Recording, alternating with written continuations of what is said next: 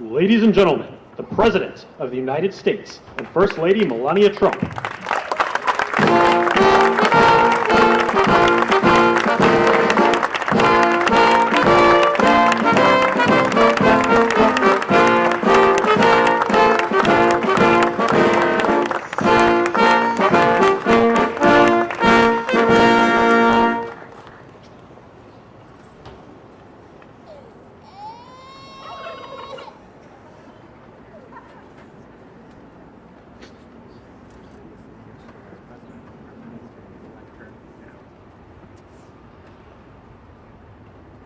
Thank you very much, and I hope you like our new beautiful patio with matching stone to the White House. If this were grass today, you'd be sinking into the mud like they've done for many years, and you would be very unhappy. Please, thank you very much. This was a big day. It's a pardon day for a very important beast. On behalf of the First Lady and the entire Trump family, I want to wish all Americans a very, very happy Thanksgiving. It's a great time of the year, and our country is doing really well, economically, like we've never done before. Today, we continue a time-honored American tradition. Well, that's a well-trained turkey. See how happy he is? In a few moments, I will grant a full, absolute, and unconditional presidential pardon to two handsome Thanksgiving turkeys, and this is their lucky day. This is a lucky day for them.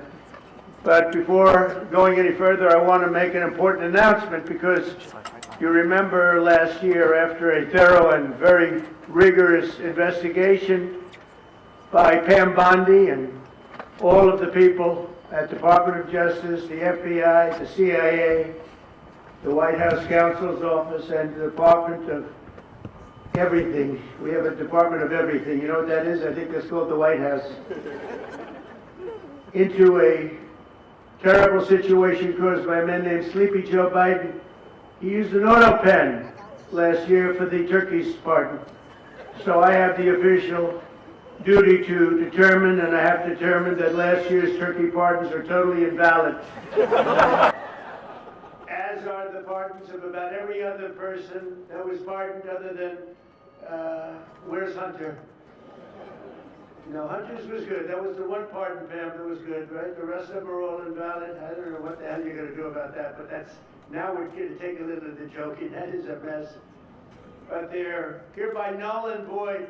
The turkeys known as Peach and Blossom last year have been located, and they were on their way to be processed. In other words, to be killed.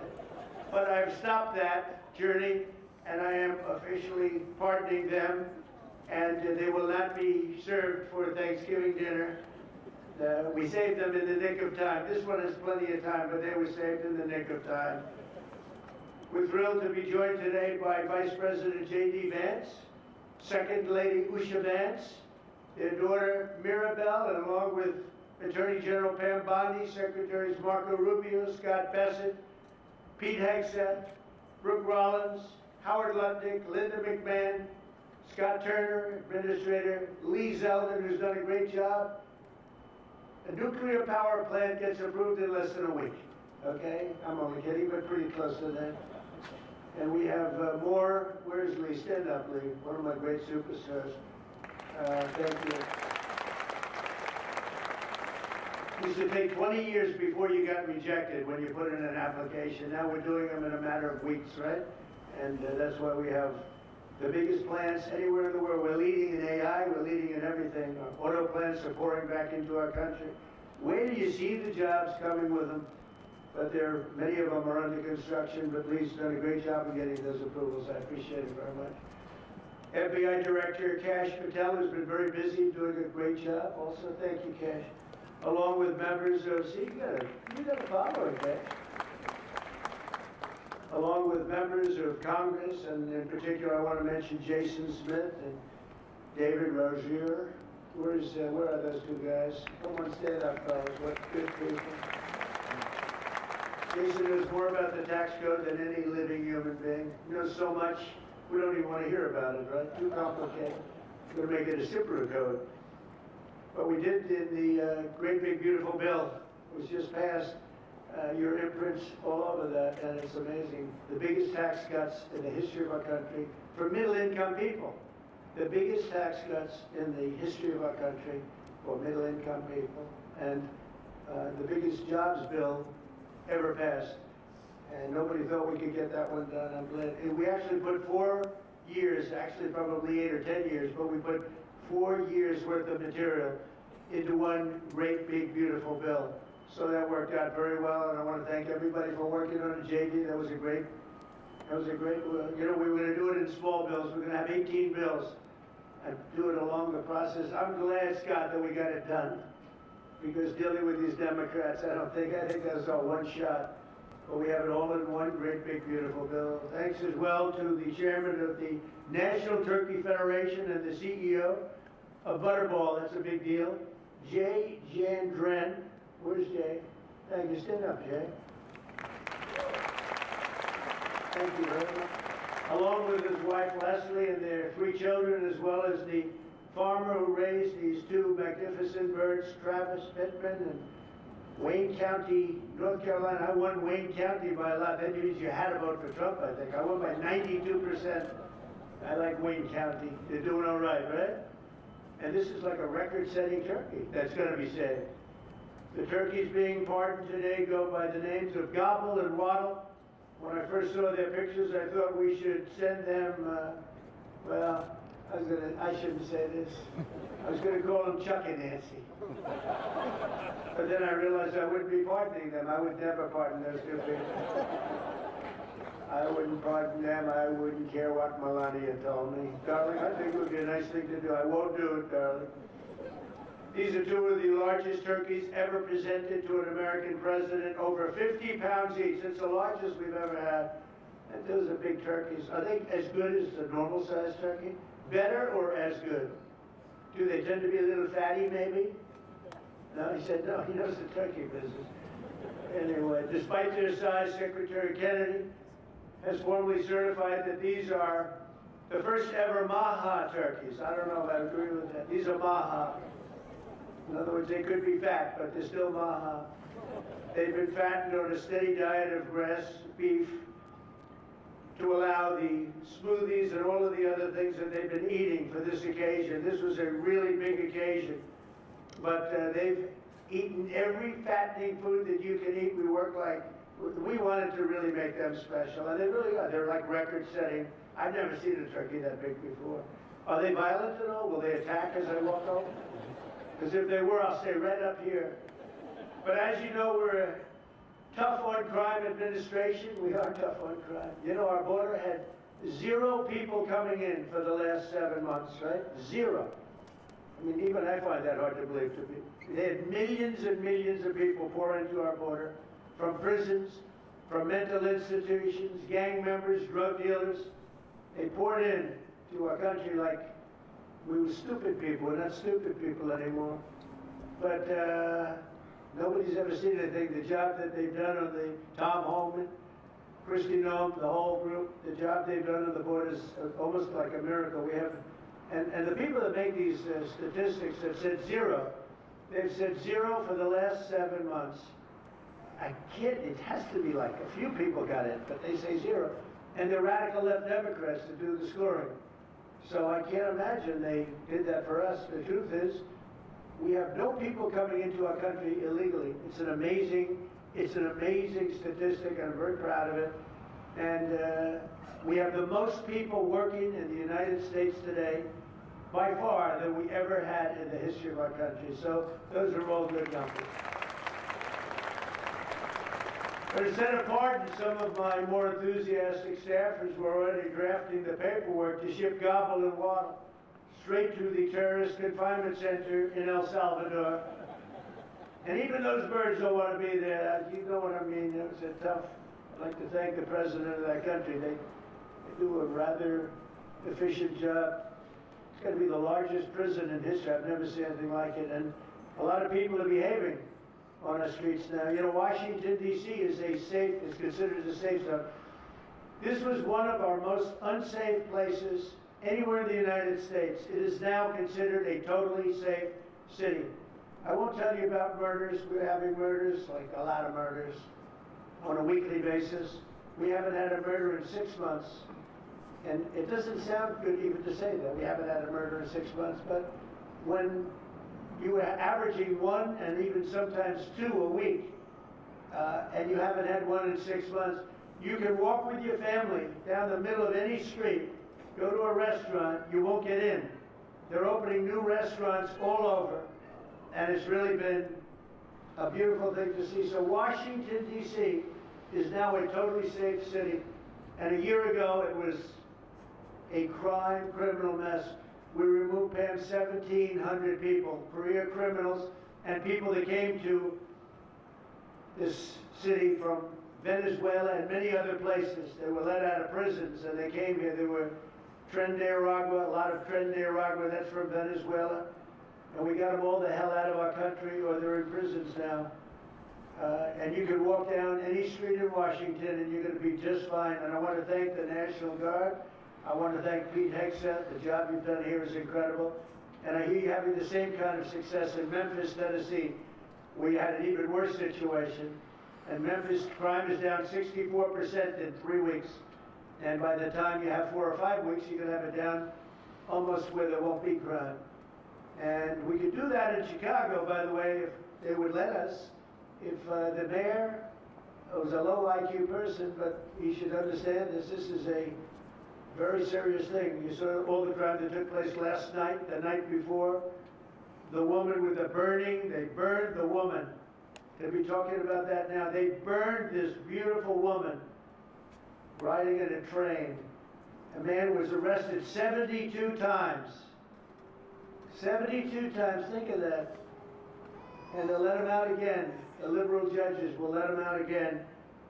But we're ready to go. You know, we've been moving toward Chicago.